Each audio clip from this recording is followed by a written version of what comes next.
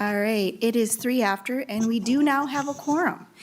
So we're going to go ahead and get started because I want to be respectful of folks' time and make sure that we have a very good list of presenters today, some fantastic presentations ahead.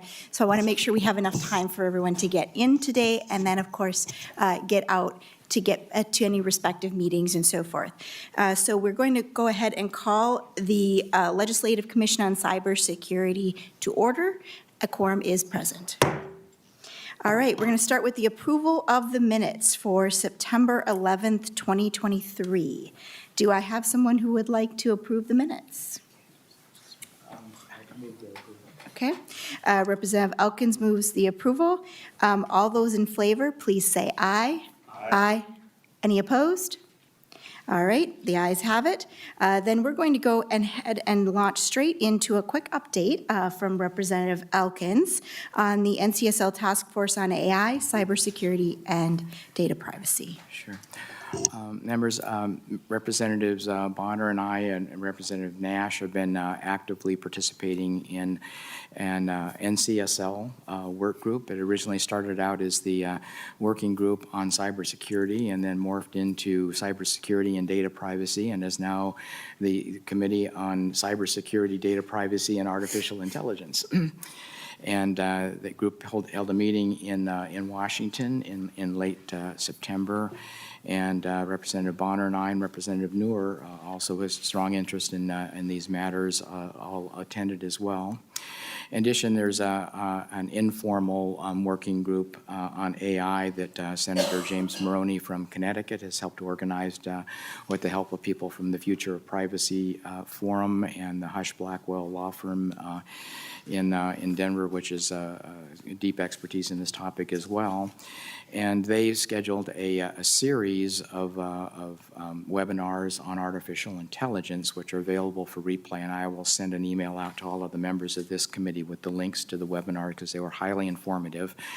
I would still say that we're still in the learning what we need to learn phase, but learning a lot right now.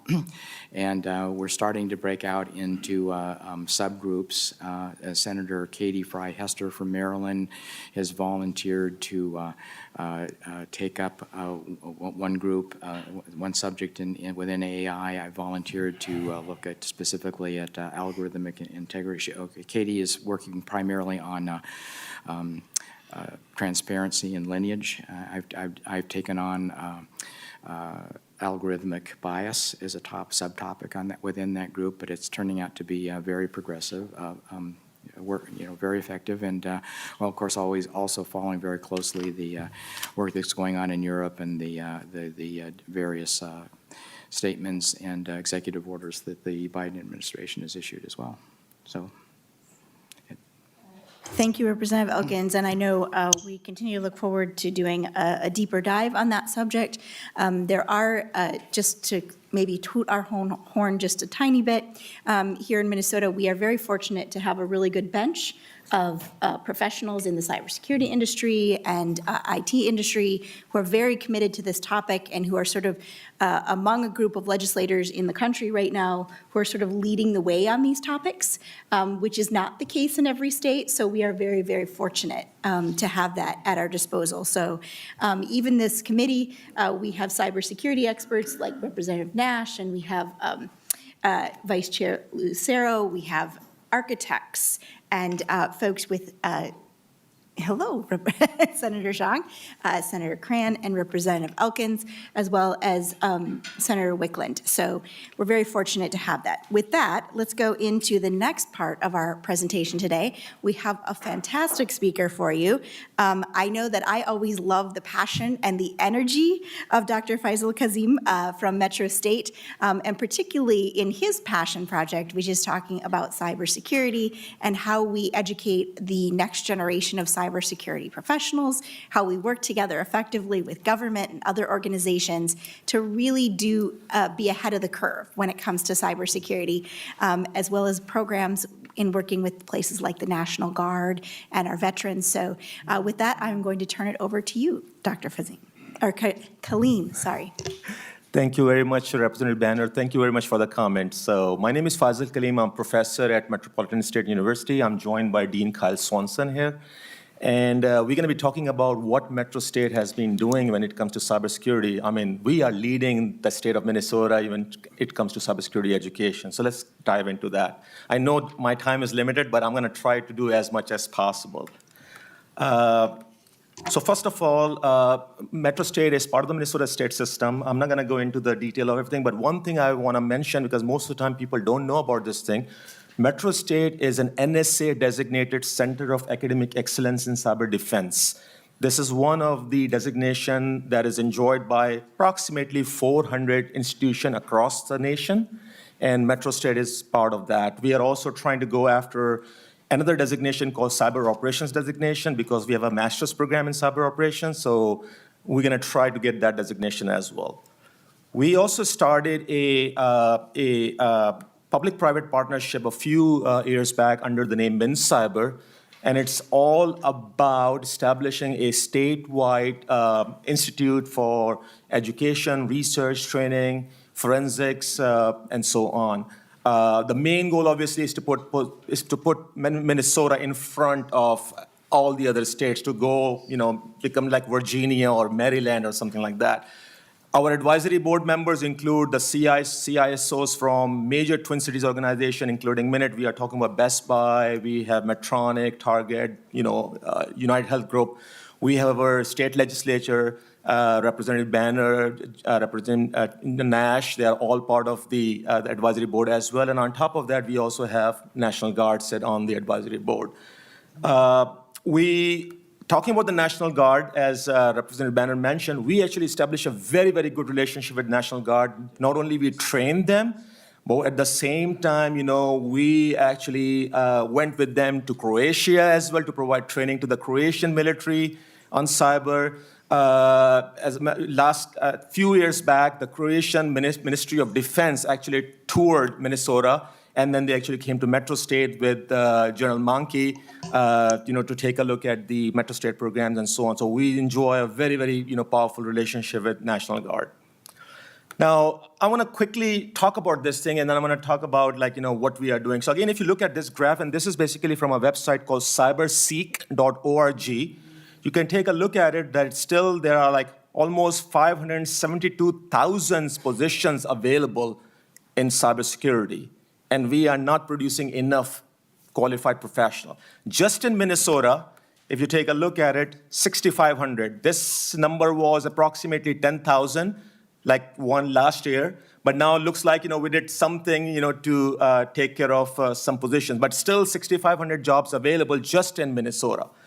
According to certain estimate, this is going to become 3.5 million, jobs expected to remain through 2025, which means that we actually have to do a lot of things in a short amount of time to take care of these open positions.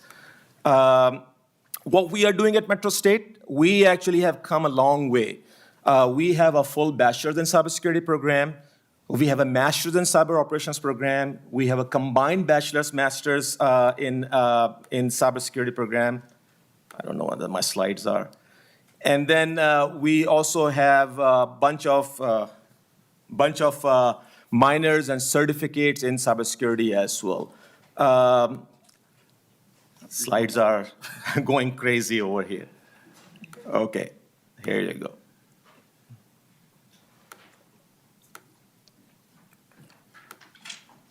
Sorry about that. It's not taking a click. Anyway, look at some of the highlights that we have accomplished. So far, if you take a look at it, we have 250 plus students in pre-majors and majors as of fall 2023 in the bachelor's program. We started our master's program in fall 2020. We are currently in cohort number 4. Average graduate students in that program is approximately 16, but we are trying to improve that number, and we are trying to open 2 cohorts per year. Hopefully, that's going to happen soon. We have a very vibrant cybersecurity and forensics student club that has a membership of over 300 students and so on. We do a lot of stuff, competitions.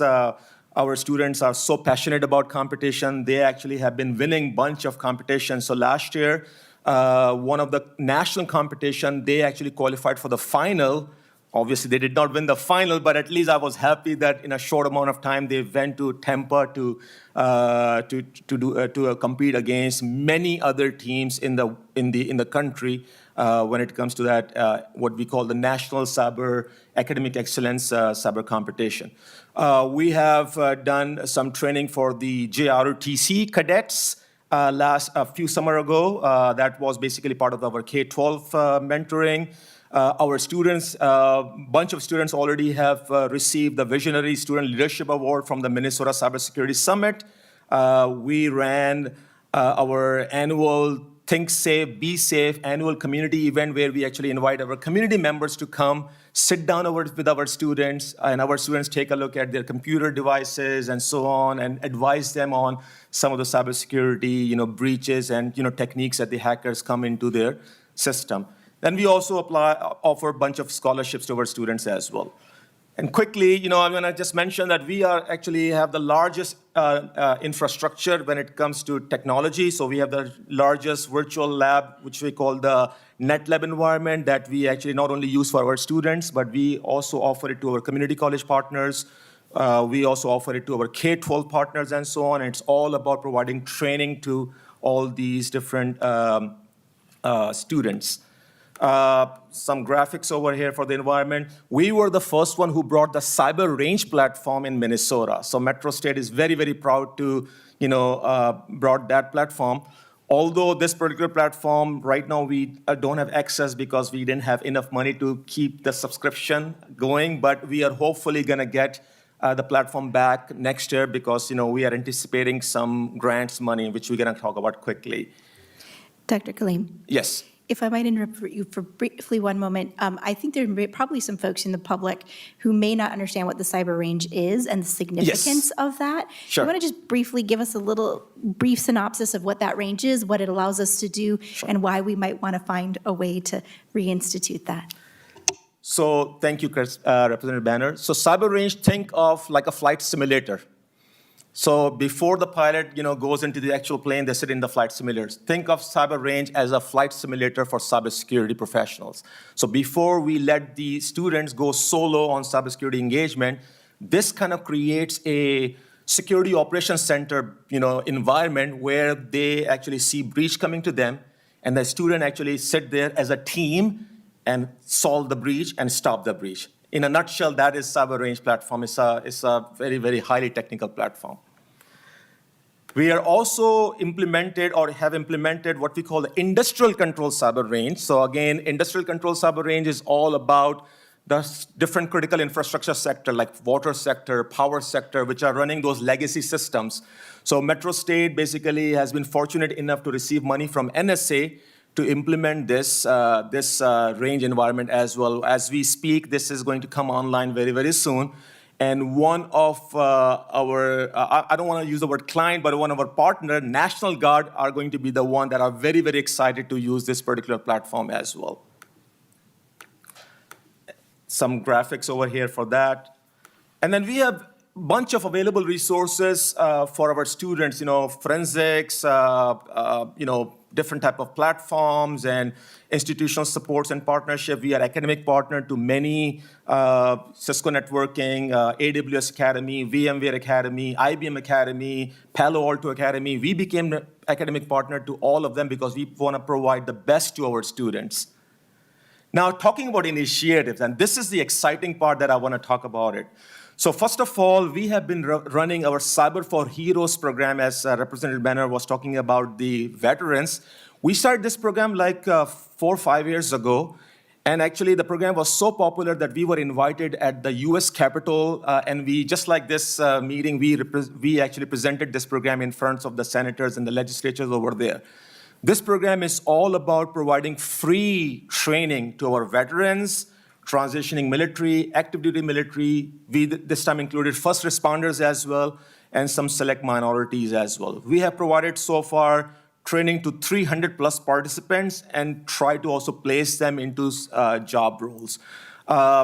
At the same time, last year, we also started a program called Cyber for Immigrants. And this is all about that, people who are coming to the United States and they have nothing to do or they worry about jobs, or we try to kind of like upskill them into cyber and try to also place them.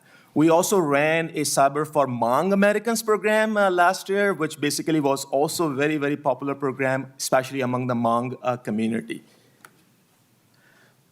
Thank you to the legislatures that finally we were actually able to get our $5.2 million funding in Minnesota, in capital bonding, and because of which we are going to be able to establish our Cyber Center at Metro State. So that is very, very exciting, and it's going to have an educational security operations center, dedicated research space for grad students, and so on. All right, now there are a bunch of other cool grants and initiatives that we started. So this year, we received a $1.45 million from NSA to establish what we call a cybersecurity clinic. Now, this is a very, very competitive grant or award because there are only 4 universities in the entire United States that NSA selected for this particular award. The idea is to bring the students, train them, and then these students are going to go after small businesses and try to assess their cyber needs. And then, hopefully the idea is that while they're assessing their cyber risk, they're performing the cyber risk analysis, these students are going to get hired by the same businesses. Now, the cool thing is that we are partnering with Minnesota IT, because what they are doing is that they want to do the same thing for K-12 schools, for underserved counties and municipalities and nonprofits. So we said, why not we actually partner together and let's work on this thing together, come up with a cyber risk analysis and perform this risk analysis for all these different type of stakeholders. So the good news is that we already have selected students. We have 25 students that we have selected. Minute already have came up with a risk assessment that we are going to perform as a pilot program in the spring. So we're going to be starting with 15 to 20 clients, including K-12, underserved counties, small businesses, and so on. So we are very, very excited about doing this initiative. The other initiative is with the help of a grant money from Congresswoman Betty McCollum with Neighborhood Development Center. We are fortunate enough to get $1.6 million to establish two initiatives, which again are very exciting. So the first initiative is a few blocks from Metro State. We are going to be establishing a fully functional, real-world security monitoring triage center. And the idea is the same, that when the student's going to perform the analysis for these small businesses, K-12 and so on, we're going to try to ask these businesses and clients to come and to the Security Operations Center, as a low-cost subscription-based service where our students can monitor their networks, I don't want to use the word 24/7 basis, but at least during the business hours. So the idea is not only they're going to get the risk assessment, but now they're going to be actively monitored so that, we're going to try to prevent the future breaches. That's what we are trying to do. But think about the potential over here. The students are also going to get the training before they're going to get into the job. So exciting opportunity for Metro State. At the same time, so this is basically the address over there, 809 East 7th Street, where we're going to be establishing this. At the same time, we are going to also establish an entrepreneur center for cybersecurity at the same location. And the idea is to promote small business innovation research called SBIR and a small business technology transfer program with federal government. As Representative Banner, you asked what we are doing with the government. So that's basically one piece, and I'm going to talk about this piece in a little bit more than what we have done so far.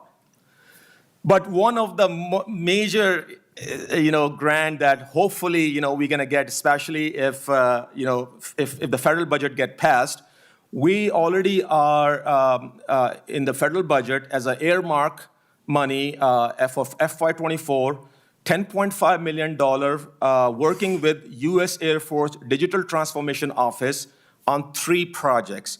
First, we are going to increase the number of baccalaureate degree in cyber. We're going to do huge community outreach, bringing K-12, bringing all these stakeholders, businesses, and so on. And then some sort of cyber research for Air Force. And then if we know that this is for FY24, we got the word that there is a possibility of another 10.5 for FY25. But again, let's see what's going to happen. As you know, this is federal budget. It all depends upon, the federal budget approval. But again, it's there. And if the federal budget gets approved by July next year, we're going to get the money. Talking about the SBI STTR, we are now a preferred educational partner with FWorks, which is basically an Air Force research agency. And this year, we signed up 20+ phase 1 contracts with small businesses doing some sort of research. So think about the potential over here. This is going to bring extra revenue for Metro State because as part of the agreement, 30% should come to the education institution, increase internship opportunities for Metro State students. And by the way, we're going to open this thing not also to our community partners as well, like colleges and so on. And also increase research opportunities for student and faculty member. So this is another exciting thing. We really want to start raising the Metro State research profile as well, because so far Metro State is a teaching institution, but we want to go into the cybersecurity research as well. Dr. Kaleem? Yes, ma'am. We are running short on Yes. time. So I just wanted to kind of see if there's any final thoughts that you have. Yes. And we can kind of. This is a final thought that I have, that how you guys can help. Yes. So that's the final thought. And so we actually request that if you could allocate adequate funding towards cybersecurity education initiatives. Florida, they actually started, partnering with University of West Florida, and University of West Florida is providing now training to all the state employees on cybersecurity. K-12 teachers training during summer.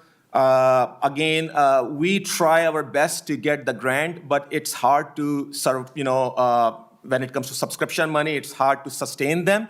So we really hope that if legislature can somehow find some money to help over there. And the other thing, the second bullet is very important, that somehow if you guys be able to legislate to include, explicit cyber curriculum at the K-12 level, not Dakota model, okay? That's going to be awesome for the entire state of Minnesota. So with that, thank you very much for your time. And I know that I always get over time, but thank you very much. Well, and we appreciate the passion and the plethora of content here. There's some really incredible programs that I know we're working with our military folks, both active duty and our vets. We're working with the school systems. We're working on educating the next generation of cybersecurity professionals. So we know there's lots of exciting stuff on the horizon. We do have to move fairly quickly, but is there any quick questions for Dr. Kaleem before we move on to the next presenter? Madam Chair, one quick. Yes, Senator Cran. Thank you, Madam Chair, and Mr. Kaleem.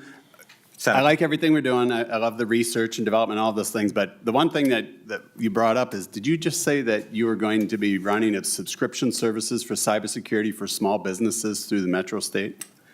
As part of the funding. But again, Kyle, you want to talk about that? We're still working on the details of that. Yep. Initially, we're probably going to be partnering with, in fact, we will be partnering with Minute on that to serve municipalities, K-12 districts, and use Minute as an umbrella organization. Yep. Crawl before we actually learn to walk. But we are off-site with the cybersecurity monitoring center that we have, so we are not necessarily bound by that, and we're in the process of beginning to spin up a 501c3 Madam that Chair, would support that. So, yeah. One quick follow-up. Yes, Senator. So the targeted audience to offer this subscription service is only public sector entities or private businesses? Mainly public sector. At the moment, At the public moment. sector, yes. And Madam Chair? nonprofit as well. Yeah. Madam Chair? Senator. Nonprofits are also just private businesses. And so I have a big concern with that. From a technology, right, all the training, all that, we're all on the same page. We are not in the business and should not be in the business of competing with the private sector. Enable all those students that we're going to train to go out and to create their own entrepreneurship, grow those businesses, but that's not a business we should be operating in. So thank you. Yeah. Thank you. And certainly I know that you're working out the details of that program and what Sure. that would look like, but certainly it sounds like there may be some interest in seeing a follow-up once you have that nailed down and sharing that with folks. All right, thanks. With that, we are going to move on to our next presenter. Thank you very much for your time. Thank you, absolutely. Yes, Representative. Ann read the minutes much more carefully than I did and noted the corrections. Ah. I need to move to reconsider the acceptance of the Okay. minutes so that we can All right. correct them. Let's go ahead and move to reconsider the minutes from September 11th, 2023. Representative Elkins, did you have a correction? Yeah, so the first line should read Representative Bonner, not ACOM, called the meeting of the Legislative Commission on Cybersecurity, not the Legislative Energy Commission, to order at 10:38 a.m. Okay. We will direct the folks to make those corrections. Let's go ahead and take a vote on that. All those in favor of the corrections, please say aye. Aye. Aye. Any opposed? All right, thank you for catching that, Senator Cran and Representative Elkins. All right, with that, let's move on to the next part of our agenda, since we have a tight timeline here. We are going to hear from Anthony Paternas. Hope I said that right, the Executive Director of Technology for Osseo Area Schools. And of course, I will say in full disclosure that Osseo Area Schools are part of my district. So that is how I know a little bit more about Mr. Paternas. And so he's going to talk a little bit about how North Metro has formed their own coalitions to really address some of the shortages in resources and share those resources across school districts. Go ahead. Thank you. Good morning, Chair Bonner, Vice Chair Lucero, senators and representatives of this commission. Thank you for the opportunity to address you today. My name is Anthony Paternas, and I currently serve as the Executive Director of Technology for Osseo Area Schools, along with holding a position as a board member of the Minnesota Association of School Administrators, where I represent the technology component group. With over 15 years of experience in the field of education, I have assumed various roles such as classroom teacher, digital learning coach, school administrator, and district administrator. In the past decade, my focus has primarily revolved around senior technology leadership. Today, I'm here to shed light on the state of cybersecurity in Minnesota's K-12 public school districts. Specifically, I aim to highlight the collaborative efforts of a consortium of districts, including Osseo Area Schools, in spearheading advancements in digital hygiene across 6 school districts. I'd like to start by providing some contextual insights into cybersecurity landscape within the K-12 education sector and the prevailing challenges faced in Minnesota school districts. It is within this backdrop that my colleagues and I have convened to explore collective strategies to fortify our cybersecurity measures and work synergistically towards our common goal. According to the 2022 Minnesota School Report Card, Minnesota Public Schools serves an student population exceeding 870,000, with an employee count surpassing 126,000. This represents an active cohort of approximately 1 million individuals engaged in direct interactions, contributing to the seamless operations and delivery of services within our public school system. Notably, this demographic constitutes approximately 1/6 of Minnesota's total population. This does not include data preserved for statutory historical purposes of former students and employees that you can well imagine touches a significantly greater portion of Minnesotans. The custodianship of this extensive data set distributes across 331 public school districts, with half of them serving less than 6,000 students. Furthermore, 15% of Minnesota school districts have student populations of less than 2,000. This contextual backdrop is crucial when contemplating the imperative task of fortifying the security of our organizational systems. Whether dealing with our smallest district of 265 students or a larger institution like Osseo Area Schools with 21,000 students, the commitment remains consistent. However, the disparities in available resources is notable, ranging from a solitary technology professional in a non-leadership role managing all facets of a district's technology systems to a more expansive team akin to the one I am privileged to oversee as a technology leader in a senior leadership role with Osseo Area Schools. Since 2016, the K-12 Security Information Exchange has been gathering data on K-12 cybersecurity incidents publicly disclosed. The provided graph underscores a concerning trend. K-12 school systems are experiencing a substantial surge in cyber attacks. It is crucial to note that the depicted graph solely reflects public disclosed events nationwide, and the actual frequency of such incidences is estimated to be 10 to 20 times higher. This underscores the escalating threat landscape facing K-12 institutions, emphasizing the imperative for robust cybersecurity measures in this sector. Between 2016 and 2022, a total of 1,619 cyber incidents in public K-12 schools were publicly disclosed. To provide perspective, as of January 2020, this figure stood at 681, and by January of 2021, it had escalated to 1,331. Minnesota represents 32 of these total events, which saw an increase of 12 events from 2021 to 2022. As this challenge isn't exclusive to large or small districts, nor is it confined to urban or rural areas. These attackers are opportunistic, seeking vulnerabilities wherever they may exist. The impact of cyber events in K-12 is both significant and on the rise. In 2020, 44% of education institutions faced ransomware attacks, with the estimated cost to address successful incidents reaching $2.73 million. It's crucial to recognize that the repercussions extend beyond ransom payment, encompassing additional expenses related to downtime, recovery, repairs, and disruption to regular business process.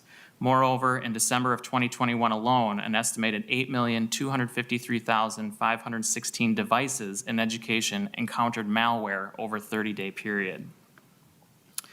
In navigating the challenges ahead and striving for optimal preparedness with the constraints faced by school districts, I, along with these 5 amazing colleagues, districts with amazing colleagues, joined forces in 2016 to form a collaborative initiative.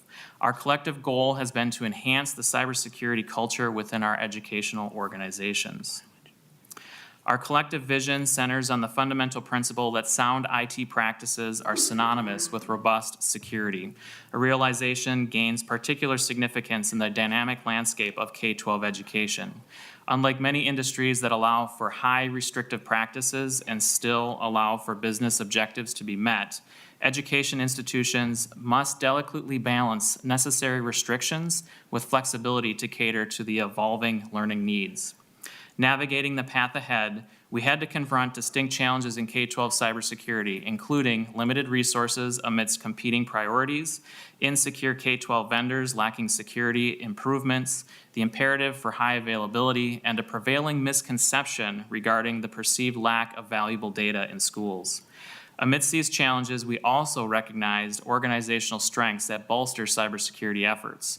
Our districts boast a mature structure for policy creation and adoption, exemplified by acceptable use policies with security considerations. Technical support in most districts is customer-centric, driven by pride in effective digital resource implementation. Education organization cultures prioritize learning and capacity development, particularly in emerging areas like cybersecurity. Moreover, a shared mission and vision permeates school districts with a strong sense of purpose underlying the commitment to cybersecurity. Our West Metro Cybersecurity Collaborative was established with the goal of working smarter, not harder.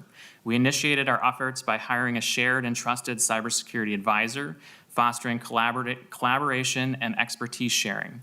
Together, we delved into understanding the cybersecurity landscape in our environment, conducted security governance and practice assessments, developed security response plans and playbooks. We adopted common security tools like Nessus that allowed for us to routinely scan each other for vulnerabilities, and we utilized the NIST framework to establish a shared language for exchanging ideas and information.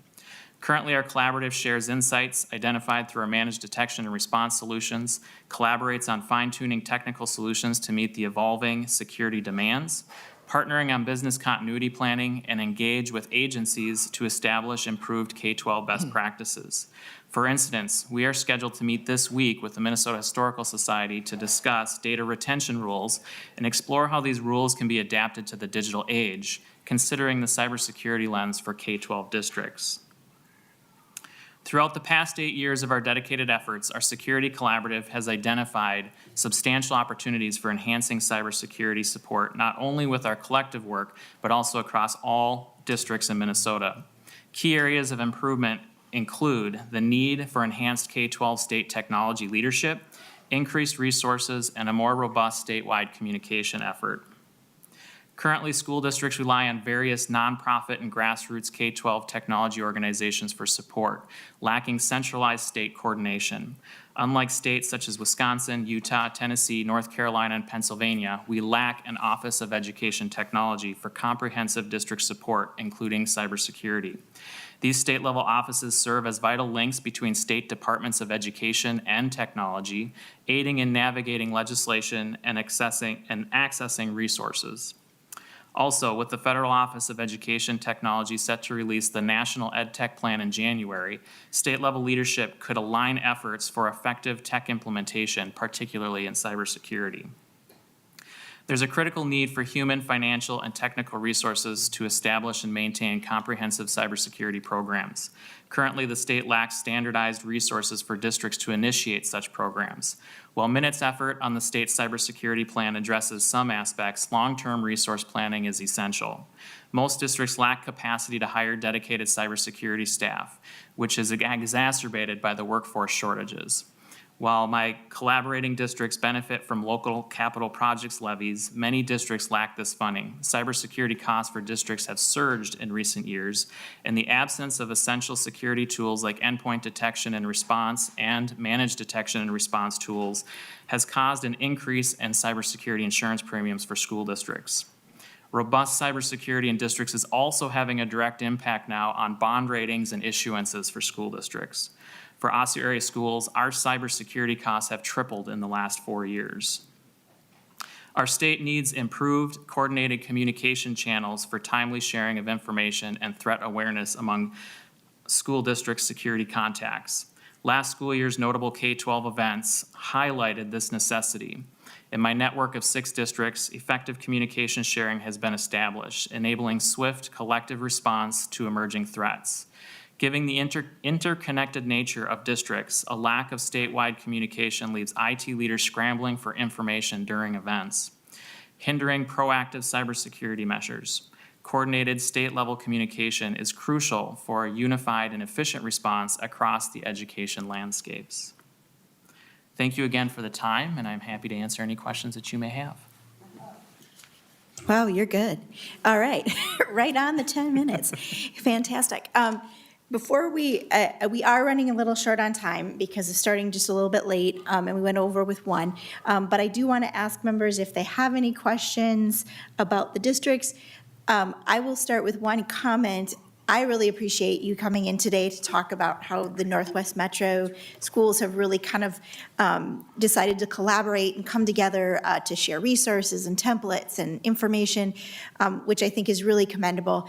And I hope that there, in case we missed it as legislators, that last little section there was some suggestions on how legislators might be able to assist some school districts. If you would be so kind as to perhaps send something to our committee administrator, Nick, that has some sort of outline some of those suggestions or requirements, that would be lovely to distribute to the members so they have a reference point. So with that, any additional questions? You did a fantastic job. Thank you so everyone. much. All right. With that, we will reclaim a couple minutes and move on to our next presenter. And it looks like, I did want to give a couple of caveats before we move into the next section. For this meeting today, because it is education focused, we did in fact invite members of the education committees to be present today, because I think we want to increase the amount of education for all of our colleagues about cybersecurity, not just within the confines of this committee, but to all of our folks. So we did invite them. That said, I want to just say a couple of quick notes of what's in scope and what's out of scope for today. For today, most of our presenters are going to talk about high-level security incidents, what they did to mitigate those steps and notify the impacted officials. They're going to talk a little bit about any lessons learned or gaps, and significantly, how the legislature may be able to assist in that. That is the whole point of what we're doing here today. Out of scope for that, please note this is a public meeting. We will not be talking about proprietary or security information that could expose infrastructure or privacy of those individuals impacted by any of those breaches. There is also an ongoing legal inquiries into one of these particular incidents, so we want to be sensitive to that. Any questions requiring a higher level of security should be forwarded to our administrator, Nick, and the chair. And if warranted and appropriate, we will schedule a closed-door session for some of those more delicate questions at a later time and date, just so that we are being sensitive to those particular pieces of information. And with that, our first presentation in this next section is Judy Randall, our legislative auditor. Welcome. Thank you, Madam Chair and members. For the record, my name is Judy Randall. I'm the legislative auditor. Thanks for having me here to discuss some recent data breaches and how OLA fits into that process. I'm hoping I'm going to help you reclaim some time on your schedule, but we'll see how it goes. So I was asked specifically to talk about answer three questions: how the legislative auditor or the Office of the Legislative Auditor fits into the reporting process related to data breaches and data disclosures, any similarities we're seeing across incidents, and then, as you suggested, Madam Chair, how can the legislature help? So I'm going to get into that. Of course, happy to answer other questions as they arise. So first is, how does OLA fit into the reporting process? All state agencies, really all entities subject to audit by OLA, so any entity in the executive branch, boards, commissions, obviously state agencies, and entities in the judicial branch are required by law to notify OLA when there has been a data disclosure, so when not public data has been disclosed. The way the law is constructed, they're required to report disclosed data, which is a broader net than simply data breaches. Generally speaking, a data breach is understood to have malicious intent, involve intentional actions by an individual or entity to gain unauthorized access to not public data. More generally, a disclosure can be the result of an innocent mistake, frankly, where maybe a state employee emails one person's not public data to another individual. So agencies are required to report that broad net of incidents to OLA, data disclosures. So I think it's important to understand the broad net and then the data breaches.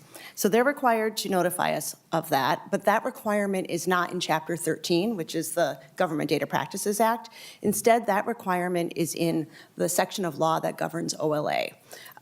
It's in 3.971. So not all state agencies and entities maybe have always been aware of this responsibility to notify us of these data disclosures.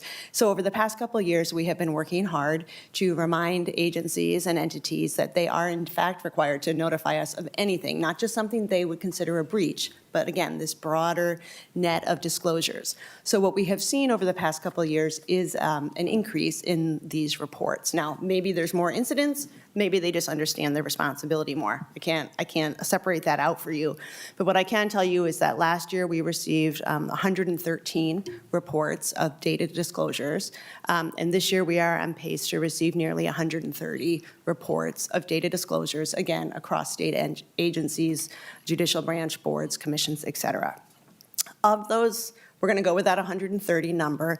Of those, not quite 20% qualified as a data breach. So again, about more than 80% are those data disclosures. So that's where we fit into the reporting process. What similarities do we see between the various incidents? This was my question too. So of course, each data disclosure incident is unique, but the vast majority of what we see are those kind of one-off mistakes. Frankly, that's what I would call them. Inadvertent, an employee, emails or mails one individual's benefits information, eligibility notification, that type of stuff that contains PII to one individual about another individual. That's by far the most common thing we see. And when an agency discovers that, usually the course of action is to tell the person who got it by mistake, hey, you shouldn't have gotten that, please delete it. They get confirmation of deletion, and then they notify the person whose information was disclosed. I will note that when we receive these reports, we always ask for two things. One, well, information about when it happened, when you learned about it, and then what are you doing to prevent that from happening in the future, and what have you done to notify the person whose information was disclosed.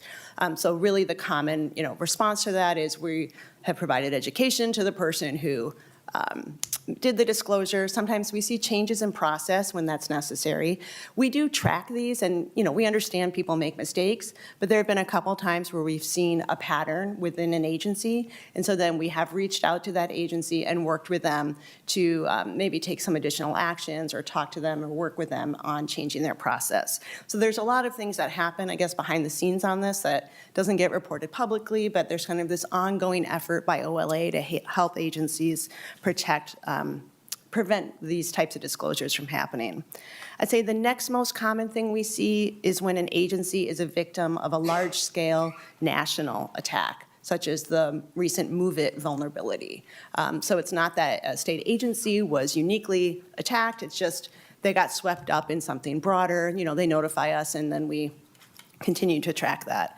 I would say really the least common type of thing we see is what happened with the University of Minnesota earlier this summer, and I know you'll be hearing more about that from them, but it's fairly uncommon for us to see a state agency being the unique victim of a direct and malicious attack. Okay, my last topic was how can the legislature and state agencies help? I will freely acknowledge I am not the person to talk about technology improvements and all of, things that would happen in a closed session. But when I learn about these, the main thing I think about is what data are we collecting? Do we need to collect it? Do we need to keep it? I heard the previous speaker talk about, working with the Historical Society about records retention. Those types of policies are really important. So again, what are we collecting? Do we need to keep it? How long do we need to keep it? And how can we contain it? I think a big question that we have at OLA is if you need to keep private data. So certainly entities have good reasons to keep Social Security numbers, for example. But can you kind of narrow how many places you're keeping that, right? And then can you anonymize it in some way, or can you isolate it from other data? I think the proliferation of sensitive data is a real concern. I think you want to limit the footprint of that data so that you leave as few opportunities for somebody to attack it as possible. So we're much more focused on, again, that data retention, collection and retention, and minimizing it as much as possible. So I don't have any great recommendations for the legislature in this area. It's more we're working with state agencies and other entities kind of behind the scenes. That's all I have. I'm happy to answer questions, but I'm hoping to give you some time back. Well, thank you, Ms. Randall.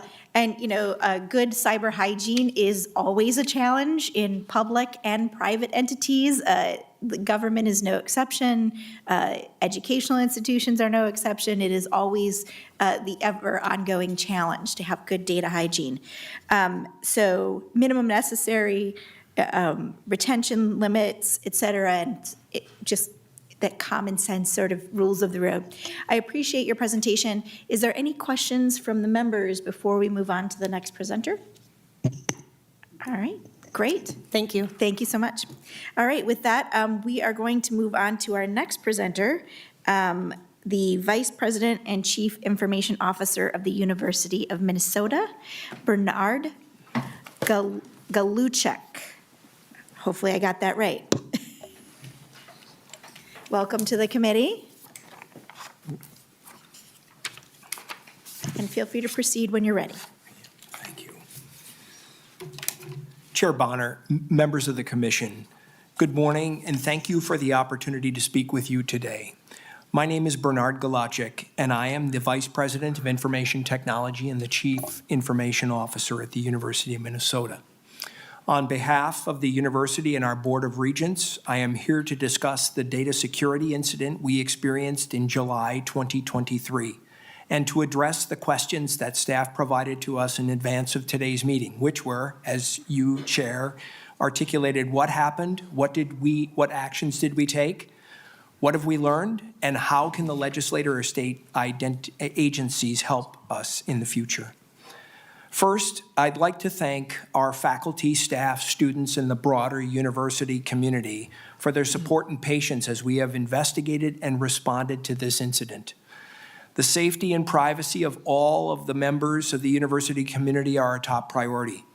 I should also note that the university is currently facing active litigation regarding this incident, so I'm somewhat limited in what I can share today, but regardless, we are committed to adapting to ever-evolving cybersecurity landscape, including even greater efforts to minimize cybersecurity crimes. Let's begin with what happened. On July 21st, 2023, the university was notified by law enforcement that a person who had posted files online claiming that they contained university student data from the university data warehouse. The university immediately initiated a formal investigation and promptly engaged a leading global cybersecurity and forensics firm to help assess the credibility of the person's claims, determine the potential scope of the incident, and ensure the security of the university's systems. We also activated our university-wide incident response control protocol, which involved regular contact between university cybersecurity personnel and external cybersecurity and forensics experts. Scans of our systems did not reveal ongoing suspicious activity related to the protesters' claims. Importantly, the incident did not affect university's day-to-day operations. Our investigation focused on the likely origins of the posted data and the extent of any exposure. I should note that since discovering this activity, we have been in regular contact with regulatory officials and law enforcement and will continue to cooperate in any active investigation of those entities. While aspects of our investigation continue, thanks to the collaborative efforts of our internal and external partners, we were able to thoroughly assess the incident and take the necessary steps to remediate it. Now I'd like to describe what we have done in response to the incident. The university, like many organizations, experiences regular attempts by external parties to access our networks and systems. When we become aware of a significant risk or threat, the university investigates the method of potential ingress, whether that data was accessed, and if it was, the nature and scope of the data potentially involved. That is exactly what we did in this case. After an extensive investigation, internal and external experts determined that the unauthorized party likely gained access to private data from one data warehouse. This data warehouse is internally within the university called the Legacy Data Warehouse. It contains a series of data tables used in support of ongoing and enterprise-wide university functions. Think of this warehouse as a series of spreadsheets of data wherein the data is drawn from various source materials outside of the warehouse itself. The investigation team determined the access most likely occurred in the summer of 2021. The investigation determined the two files were posted online likely came from the Legacy Data Warehouse. These files did not contain social security numbers, but contained student admissions data, as well as race and ethnicity data.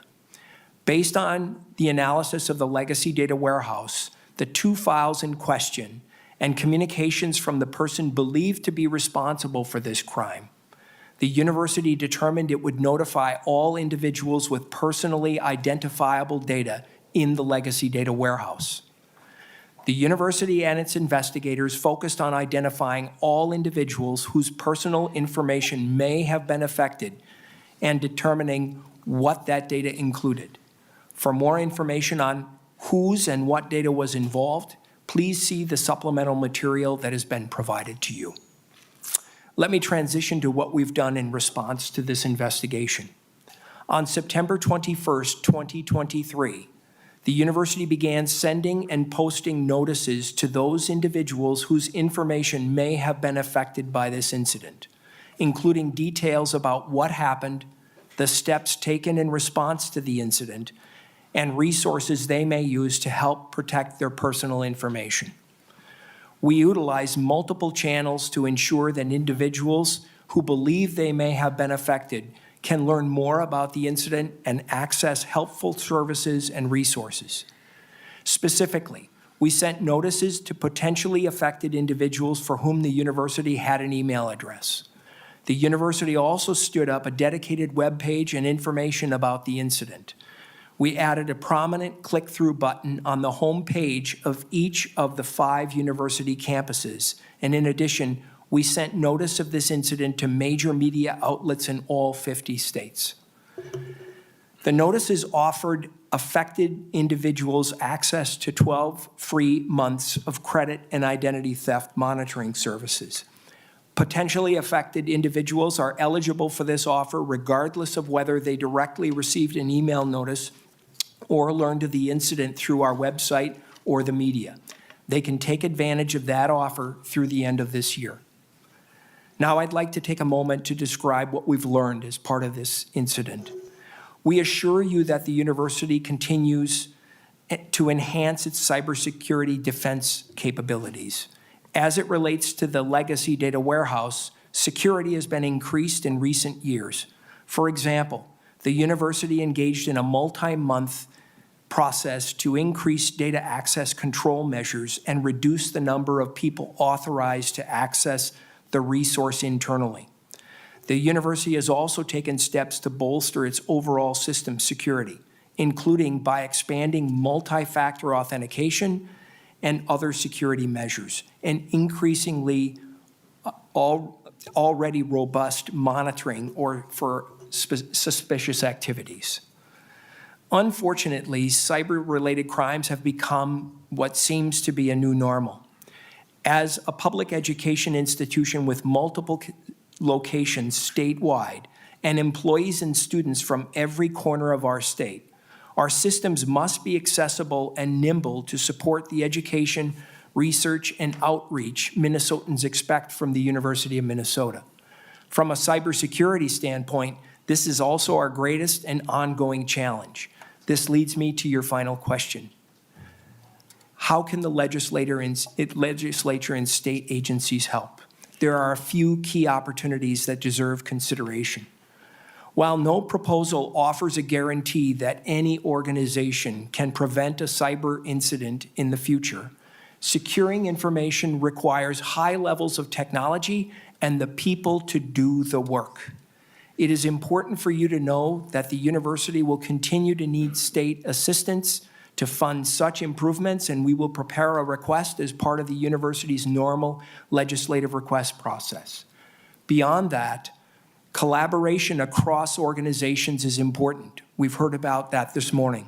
Collaborative coordination sponsorship at a state level for those in Minnesota who are in education state agencies would be very helpful and appreciated. Overall, we hope to continue working with the Legislative Commission and other public institutions on how to strengthen the critical systems and connections that exist within our respective fields. We've learned that cybersecurity isn't a competition between organizations. Rather, it must be a collaborative group effort to share best practices and other guidance on the best way to protect the university and the information that we maintain. In closing, we appreciate the opportunity to speak with you today and look forward to continuing to collaborate on this important topic. We understand that this incident has caused concern among the university community and well beyond. That concern is not something we have taken lightly. Recognizing there is ongoing litigation regarding this matter, the university is somewhat limited in what we can address from your questions. But with that understanding, my colleague, Dan Herber, from the university's Office of the General Counsel, and I welcome any questions that you may have. All right. Thank you so much. I appreciate you being here, Mr. Galacek. Hopefully I got it right the second time. And I know, we realistically, I think when we talk to the public about this particular issue, it's important to note that realistically, the number of cybersecurity incidents continues to increase. The foes continue to multiply and to be more and more determined. That is that leads, unfortunately, us into a place where we almost have to say, it's more likely than not that at some point we will have some sort of cybersecurity incident. And how do we effectively exercise good hygiene practices? I applaud you for adding things like multi-factor authentication, reducing the number of folks who have access to specific data, minimize any potential impacts. And I think that's really helpful. I also really appreciate that you did notify public entities and students in a timely fashion. I know it's not easy to admit when these things happen, but I certainly appreciate that you are willing to do that and to take those steps, and also to take that deeper dive into the forensics of the situation and find where you could improve for future. So I applaud that effort. Do we have any questions for council or for Mr. Galacek? Representative Elkins. I have a bunch of questions. All right. So just to preface my remarks, I spent the last 25 years of my career as an information architect. I used to design and build data warehouses for a living. And in fact, 20 years ago, I designed and built the first data warehouse at Capella University. Okay. So I'm familiar with data warehouses. I'm familiar with academic data warehouses. Okay. Data warehouses are for managerial analysis, and typically you would not include PII such as social security numbers or university IDs you might, but driver's licenses and social security numbers you typically wouldn't put into a data warehouse used for managerial analysis, because you're not going to summarize anything by social security number or driver's license ID. So that's one point. So it's like, why would you carry PII like that? That's not necessary for managerial analysis in a data warehouse to begin with. Go ahead, Mr. Galacek. Council. Chair Bonner, legislature. The university retains certain information for administrative, record-keeping, and other university purposes. Data retention schedules and laws and guidance regarding retention of the university's data have changed over the years at issue. This is the legacy data warehouse, right? The application of the university's retention schedules depends on the particular data elements at issue and can be based on the purpose of the data and the affiliation of the current or former status of an individual. For example, different record-keeping needs, requirements can exist for prospective students and students, depending upon whether they accepted, enrolled, or graduated. Similarly, retained data on employees can vary depending upon whether separated from university employment. And when the university's investigation continues with respect to this incident, the university's Office of Internal Audit plans to conduct a review of the university's management of personally identifiable information on central repositories associated with these systems in the when the internal investigation is complete. Data warehouses are managed differently depending upon the enterprise. Madam Chair, you got follow-up questions? Representative Elkins. So it's perfectly reasonable why you might need that kind of information in the university's operational systems. And I remember 20 years ago, at least, Capella was running on the same kind of PeopleSoft software that the university was. In fact, that was one of the reasons why Capella chose it. So obviously, if you would need some of that information for like financial aid reasons, but that's not a reason to pull it into the data warehouse.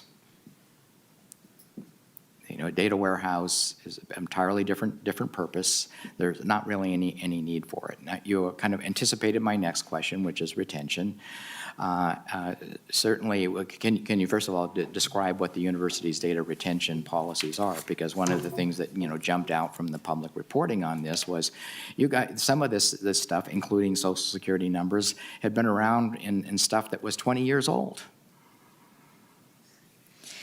Mr. Galacek, council.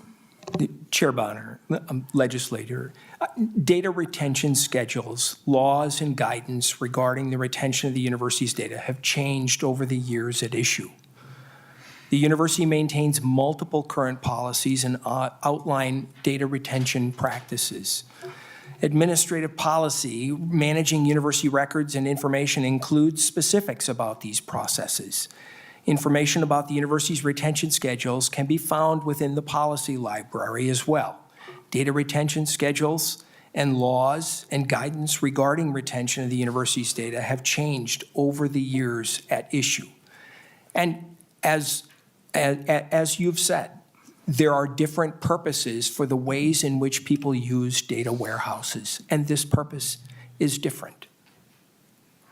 All right, So, Representative Elkins. yeah, so continuing on, can you provide us with what the university's retention policies are? Or you just, I mean, if you just need to provide a link to it, that's fine. We can follow up. Yes, I could do that. I could follow up with that, absolutely. All right. So in the wake of the reporting of this, Don Gemberling, who is like the basically invented the State Data Practices Act and is still considered kind of the reigning guru and expert on the topic, wrote an article, an op-ed in the Star Tribune in which he stated that he could identify numerous violations of the Data Practices Act in the information that had been revealed about this breach. Do you agree with Mr. Gemberling's assessment? Was the university violating provisions of the Data Practices Act in the causes of this breach? Mr. Galachek or counsel? Counsel, please.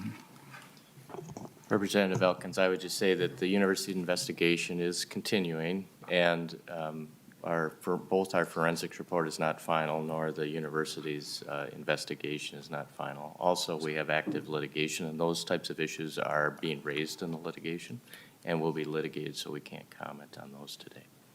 Yeah, not a Representative very Elkins? satisfying answer. And finally, this is kind of the third major thread. The impression that I have is that the university just basically doesn't have a good handle on what information it has. My last 7 years of my career were spent at Optum Health, Optum Technology, working in another industry where there is a federal data privacy law. In the case of medicine, it's HIPAA. In the case of education, it's FERPA. I think I'm seeing violations of FERPA here as well. But one of the projects that I did during my time at Optum involved the fact that at one point in the history of medical records, Social Securities were widely used as the basis for healthcare record identifiers. And so one of the projects that I led at Optum was a sweep of all Optum systems to identify any place where a Social Security number might be hiding. And we were able to use information, the metadata that the corporation had to identify every column in every database in every application where a Social Security number might be lurking.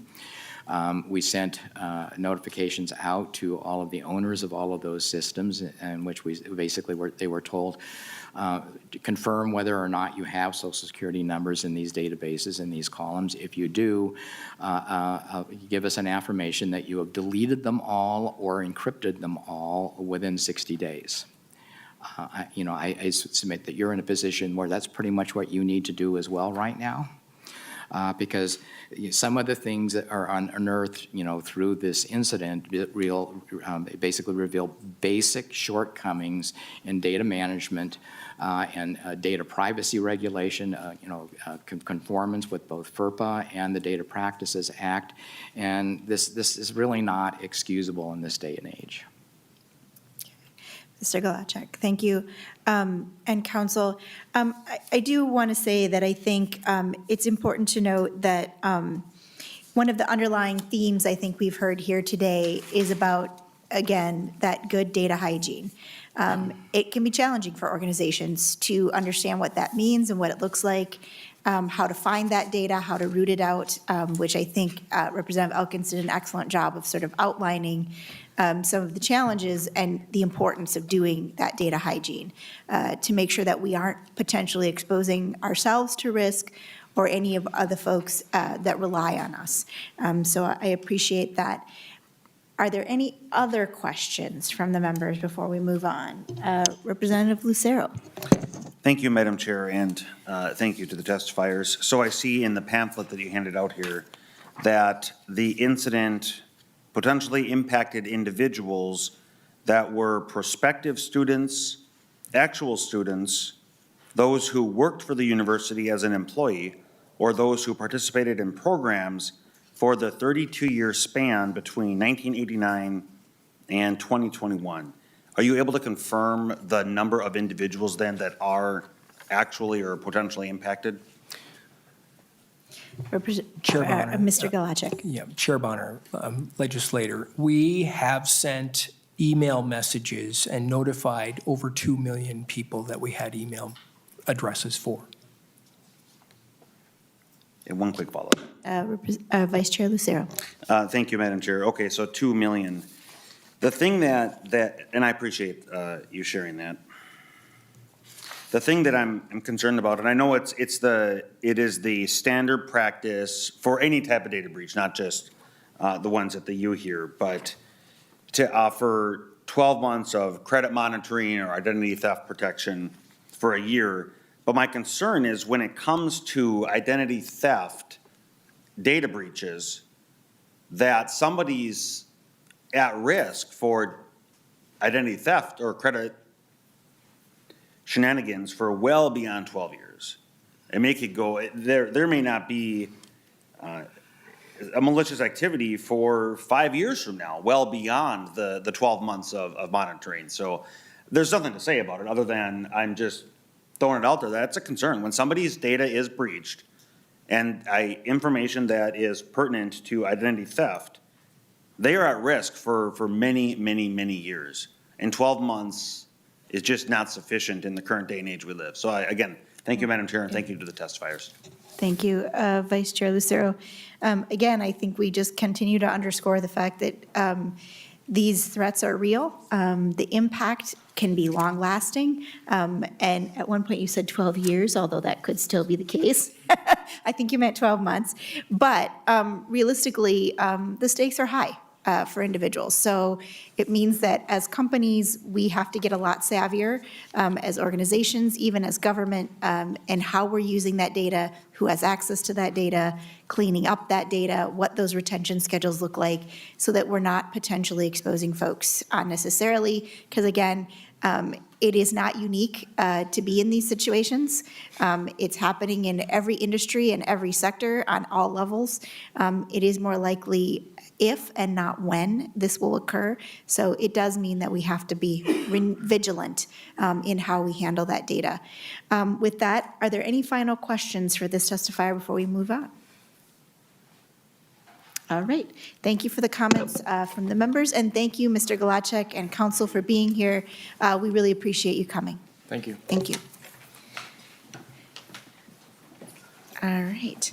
And with that, we're going to move on to our next testifier, the Executive Director of Technology Services for St. Paul Public Schools, Mario McHenry.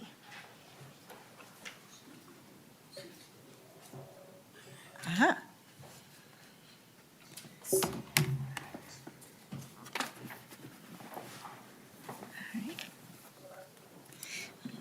Welcome, Mr. McHenry. If you want to go ahead and also mention your guest, and then go ahead and feel free to start.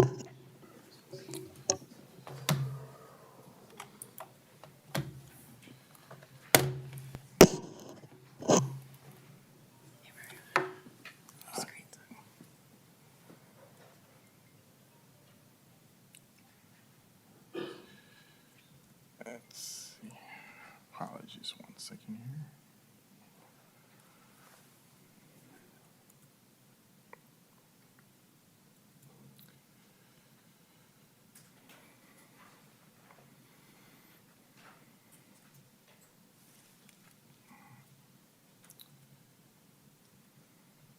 Good morning, Madam Chair.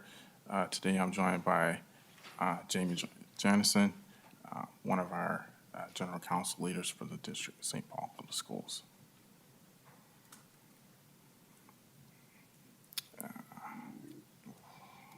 Let's see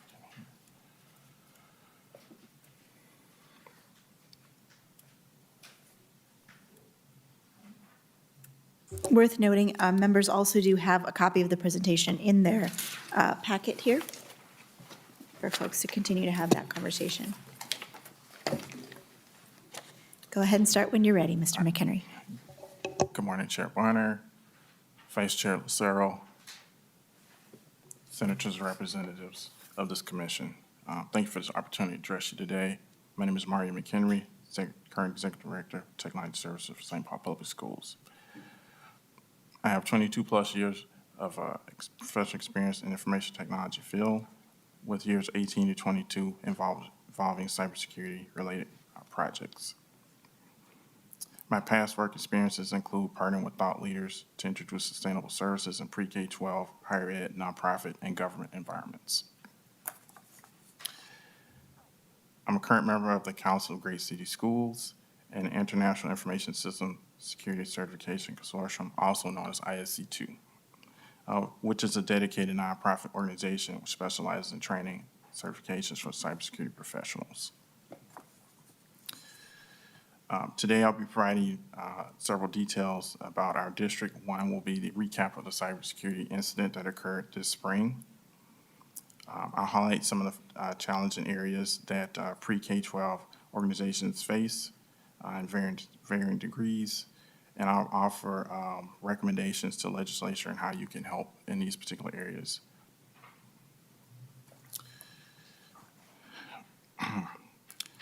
So the breach that occurred, St. Paul Public Schools suffered a data breach in spring of school year 22-23. In this particular breach, 42,727 student email addresses and names were exposed. St. Paul Public Schools partnered with law enforcement, Raytheon Technologies, and Palo Alto Networks, Unit 42 to perform investigation. I'm so sorry, Mr. McHenry, but is it possible to move the microphone a little bit closer?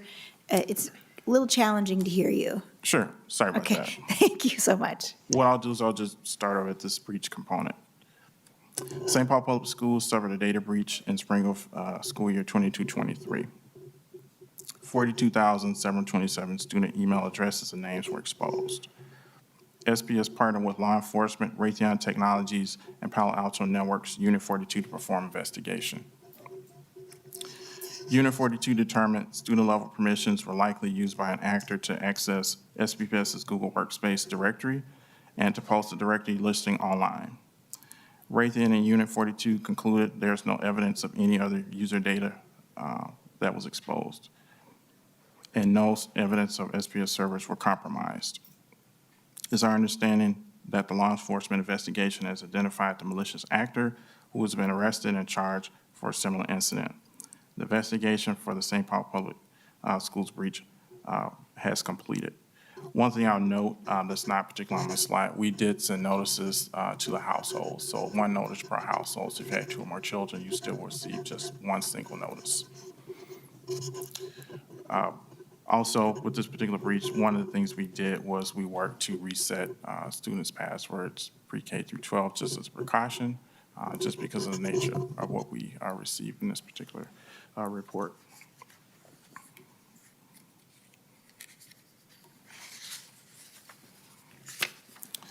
At this time, excuse me, at this time, I'm going to transition to some of the areas that I believe are affecting pre-K-12 environments. And as I go through these particular areas, I will point to different areas where I believe legislature can help us. So in this particular case, this is one of 4 categories I want to talk about. These are the top attack vectors recognized in 2022. As you can see here, we're talking about compromised credentials. This usually is the result of people reusing passwords or poor password hygiene. We're talking about phishing examples. We've got that at 16% here. And phishing has evolved over the years. That's due to previous data breaches, and then also with AI technology combined with those data breaches, those phishing attacks are getting more complicated. Another example is cloud misconfiguration. Sometimes it's the case where you have poor project management, too many people working on a project, different things like that where a project isn't completed and those services are just left as they are. They're not necessarily completed, or it could be lack of knowledge or technical knowledge. We also have third-party vulnerability, and this is becoming more common. I'll talk a little bit about this more in the next slide. And then we have others, and others represents different services such as IoT. You may have denial of service attacks. Those are different types of things that comprise those attack vectors in the other.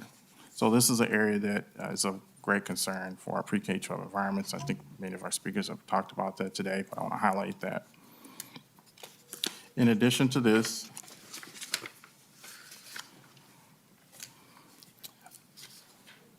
I want to talk a little bit more about third-party breaches. So to touch on third-party breaches, according to our Forge Rock report, over 50% of reported breaches were a result of a third-party partner breach. There are several reasons for this to occur. Typically, when you engage with third-party vendors, you may have a request for information or even an RFP where you're asking for information about this particular vendor or their product. You may even interview some of their clients, but that doesn't really tell you anything about the vendor. And in some cases, you don't necessarily see the operations, how this company operates. So those, that hidden information is some reasons why these third-party threats do occur. Oftentimes, third-party vendors may have environments that aren't secure, and they introduce risk to their customers. An example would be the MOVEit breach that occurred. A third area of concern is cyber insurance. What I provided today is record of the premiums that St. Paul Public Schools has paid over a number of years, going back to school year 2018, 2019 to current. And if you look at school year 2021 to 22 to school year 22, 23, there's almost a 98% increase in our premiums. What I was told by our providers that particular year, the average premium increase was over 180%.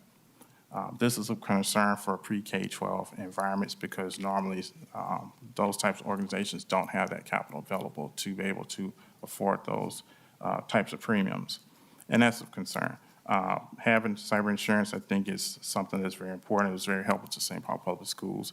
I've heard some pre-K-12 environments state that they would forego cyber insurance, but it's a concern. I believe we want to look at opportunities to ensure that those environments are able to take advantage of that particular service. The last area I want to talk about in terms of concerns is just investments in general, and some of the speakers have alluded to this earlier today, but I provide examples of our budget at a high level for school year 2023 to 23-24. Over 50% of our budget was towards cybersecurity services, and this goes back to the attack vectors I mentioned earlier. This is basically paying for defense, layered defenses. So managed detection response, training, different things like that. That's what comprises our budget. And as we have more attacks, we're going to spend more dollars on cybersecurity. So the concern here for pre-K-12 environments is really the sustainability of the services, how I can protect my organization, and as my organization grows, how can I extend those services to those within my organization. I'll move on to where I believe legislature can assist pre-K-12 environments. So one, if we talk about funding, there's several existing vehicles today that assist pre-K-12 environments that I believe we can tap into to assist us with some of the challenges we have. So when it comes to cyber insurance, I believe that we can leverage the Safe Schools levy, and if we can amend that, I believe we can use that as a vehicle to pay for cyber insurance premiums, as well as the deductibles. I think E-rate is another vehicle that we could leverage. Right now, E-rate does not include cybersecurity services or hardware. If it could be augmented somehow to a couple of services, I believe it would be a great benefit to pre-K-12 environments. Also, there are grants available that we can take advantage of, and potentially state bulk pricing. But for the funding, what I would see is we need assistance with cyber insurance itself, the premiums. We'll also cover basic services such as vulnerability scanning, external pen tests, next generation firewalls, also third-party risk assessment software. And this third-party risk assessment software would be used for the third-party vulnerabilities. Typically, what it can do is give you a report. You don't need necessarily the consent of that organization, but you can see if they had breaches, data leaks, anything like that. I believe that type of insight would be valuable to pre-K-12 organizations. So the one approach is the traditional approach of asking for funding to provide these organizations so that they can buy these services. A different approach that I want to present to you today is secure by design. This is something that CISA, the FBI, and other organizations have promoted. And essentially, with the secure by design, what we're saying to technology providers is that every technology provider must take ownership at the executive level to ensure their products are secure by design and also secure by default. What that means is that instead of passing a cost on to pre-K-12 environments or nonprofits, these technology organizations will take on those costs before those services are released to the public. So on one hand, we're asking for funding from E-rate grants, and on the other hand, we're asking for your assistance to continue to help identify vendors that honor the secure by design and secure by default policies. At this time, that concludes my presentation. Are there any questions for me? All right, thank you. Certainly, I appreciate that, and that's having something be safer, building safer, better products, and having a secure by design philosophy is perhaps something that I am very passionate about. I might even have a bill around that. But that said, we appreciate that schools are having to get creative on how they can stretch their resources and so forth. There's also some good anecdotal evidence within the technology industry in the recent years that some of the larger corporations have done a really good job of trying to lock down and batten the hatches, which unfortunately means that some of those smaller entities where they do not have as many resources have become more attractive targets. Yes. And that includes, unfortunately, places like school systems. And so we are now really appreciating that we really do need to focus in on how we get that better hygiene, how we're taking the right steps to protect folks on all levels, because they have now discovered that you might not have as many resources. And so all the more important to take those steps to secure that data and that information. Do we have any members with any quick questions before we move on to the final presenter for today? All right, well, thank you for coming to present. I so appreciate you being here. That is very, very helpful, Mr. McHenry. And with that, we are going to queue up our final speaker for today, the Senior Director of Information and Technology from Minneapolis Public Schools, Justin Hennis. We are running a little bit over time for folks, so I do understand we might lose some members, but certainly we want to make sure we have the time. All right. Welcome, Mr. Hennis, and go ahead and proceed as soon as you're ready. Good morning, Madam Chair Bonner, Commission members. My name is Justin Hennis, and I'm the Chief Information Officer at Minneapolis Public Schools.